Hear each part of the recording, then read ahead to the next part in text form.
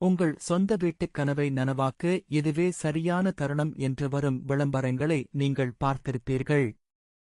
உண்மைதான். தற்போது இந்திய ரிசர்வ் வங்கி ரெப்போ ரேட்டை 5.25% ஆகஸ்ட் நிலையாக வைத்திருப்பதால் வங்கிகள் 7.10% முதல் 7.90% வரையிலான மிகக் குறைந்த வட்டி விகிதத்தில் ஹோம் லோன் வழங்குகின்றன. ஆனால் இந்த கவர்ச்சிகரமான வட்டி விகிதங்களுக்கு பின்னால் இருக்கும் தற்போதைய வேலைவாய்ப்பு சந்தையின் கசப்பான உண்மையை நாம் பார்க்க வேண்டும். கார்ப்பரேட் மற்றும் ஐடி துறைகளில் ஆட்குறைப்பு மிக வேகமாக நடந்து வருகிறது.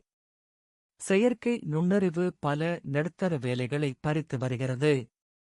இத்தகைய பொருளாதார நெருக்கடிக்கு மத்தியில் 20 வருடங்களுக்கு ஒரு பெரிய EMI சுமையை ஏற்றுக்கொள்வது புத்திசாலித்தனமா அல்லது அது ஒரு நிதிப்பொறியா?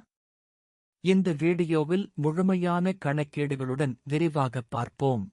மணி கண்ட்ரோல் மற்றும் முக்கிய நிதி அறிக்கைகளின்படி central bank of India, bank of India போன்ற பொதுத்துறை வங்கிகள் 7.10% வட்டி விகிதத்தில் லோன் வழங்க தொடங்குகின்றன. SBI 7.25% முதலும் HDFC மற்றும் ICICI வங்கிகள் 7.50% முதல் 7.90% வரையிலும் வட்டி விகிதங்களை வழங்குகின்றன. ஆனால் இதில் ஒரு முக்கிய விசித்திரம் உள்ளது. இவை அனைத்தும் புளோட்டிங் வட்டி விகிதங்கள். அதாவது எதிர்காலத்தில் சர்வதேச காரணங்களால் பணவீக்கம் அதிகரித்தால் உங்கள் லோன் வட்டியும் மாதாந்திர உடனடியாக உயரும். மேலும் இந்த குறைந்த வட்டி விகிதங்கள் 750 அல்லது 800-க்கும் அதிகமான சிபில் ஸ்கோர் உள்ளவர்களுக்கு மட்டுமே கிடைக்கும். உங்கள் ஸ்கோர் குறைந்தால் வட்டி 8.5% முதல் 9.5% வரை அதிகரிக்கக்கூடும். ஹோம் லோன் என்பது வெறும் கடன் அல்ல, அது உங்கள் வாழ்நாளின் அடுத்த 15 முதல் 20 ஆண்டுகளுக்கான மனரீதியான மற்றும் நிதி ரீதியான ஒப்பந்தமாகும். அடுத்த 2 தசாப்தங்களுக்கு உங்கள் வேலை பாதுகாப்பாக இருக்கும் என்று உங்களால் உறுதியளிக்க முடியுமா?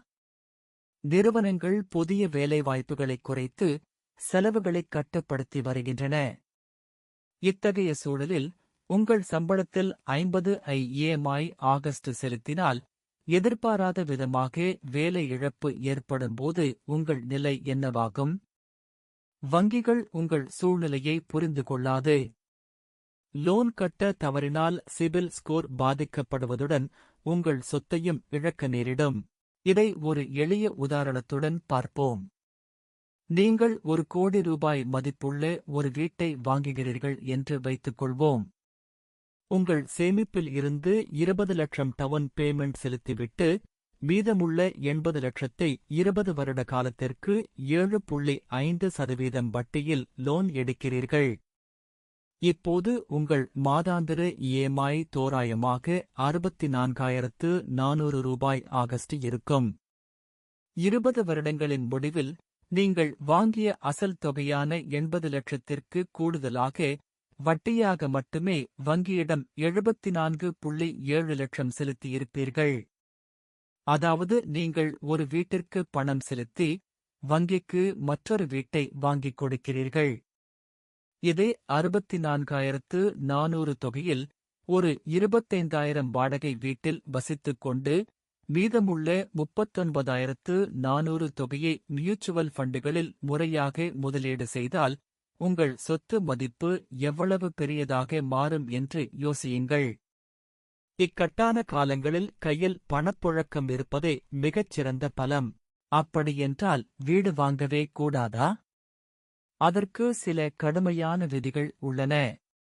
இந்த 3 தகுதிகள் இருந்தால் மட்டுமே நீங்கள் இப்போது வீடு வாங்க வேண்டும்.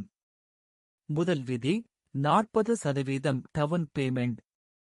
வெறும் 20% செலுத்தாமல் 35% முதல் 40% வரை உங்கள் சொந்த பணத்தை டவுன் பேமெண்டாக செலுத்துங்கள். இரண்டாவது விதி 35% EMI வரம்பு. உங்கள் மாதாந்திர நிகர சம்பளத்தில் 35க்கு மேல் EMI செல்லக்கூடாது. மூன்றாவது விதி 12 மாத எமர்ஜென்சி ஃபண்ட். லோன் வாங்குவதற்கு முன்பே வேலை இழப்பு ஏற்பட்டாலும் சமாளிக்கும் வகையில் 12 மாத காலத்திற்கான இஎம்ஐ மற்றும் குடும்பச் செலவிற்கான பணத்தை தனி வங்கி கணக்கில் வைத்திருக்க வேண்டும். இந்த விதிகளுக்குள் உங்களால் வர முடியாவிட்டால் தற்போதைக்கு பணத்தை சேமித்து முதலீடு செய்வதே புத்திசாலித்தனமான முடிவு. ஒரு வீடு என்பது உங்களுக்கு நிம்மதியை தர வேண்டுமே தவிர ஒவ்வொரு மாதமும் தூக்கமில்லாத இரவுகளை தரக்கூடாது. இந்த விதிகளுக்குள் உங்களால் வர முடியாவிட்டால் தற்போதைக்கு பணத்தை சேமித்து முதலீடு செய்வதே புத்திசாலித்தனமான முடிவு. இந்த வீடியோ உங்களுக்கு பயனுள்ளதாக இருந்தால் லைக் செய்து சப்ஸ்கிரைப் பண்ணுங்க. கீழே கமெண்டில் சொல்லுங்கள், நீங்கள் வாடகையில் இருந்து சேமிப்பீர்களா அல்லது இந்த ஆண்டு வீடு வாங்குவீர்களா?